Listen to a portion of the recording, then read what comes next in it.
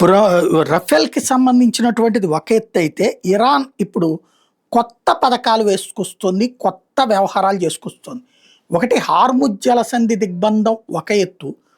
Hormuz జలసంధి దిగ్బంధించినటువంటి ఇరాన్‌ని America దిగ్బంధించడం మరొక ఎత్తు. మరొక వైపున ఇప్పుడు అమెరికా అక్కడ జాగ్రత్తగా సెటరైట్ చేసి షిప్‌లను పంపించేస్తోంది. ఇరాన్ ఏం చేయలేకపోతుంది. ఇరాన్ డ్రోన్లతో ఎక్కడి నుంచి పేలుస్తుందో ఆ డ్రోన్ల సెంటర్ పేల్చేశారు.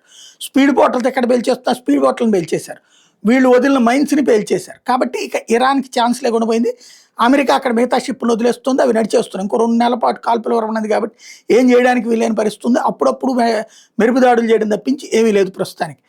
అయితే ఇక దాంతో కుదరట్లేదని చెప్పేసి బాబ్ ఎల్ మందాబ్ స్ట్రైట్‌ని కబ్జా చేయడానికి ప్రయత్నిస్తోంది. అక్కడ హౌతీ తీవ్రవాదుల ద్వారా ఇరాన్ కబ్జా చేయడానికి ప్రయత్నిస్తోంది అన్నటువంటిది అమెరికా గూఢచర్య వ్యవస్థకు వచ్చినటువంటి సమాచారం. దెన్ అక్కడ కూడా మొహరింపులకి రంగం సిద్ధం చేస్తున్నారు.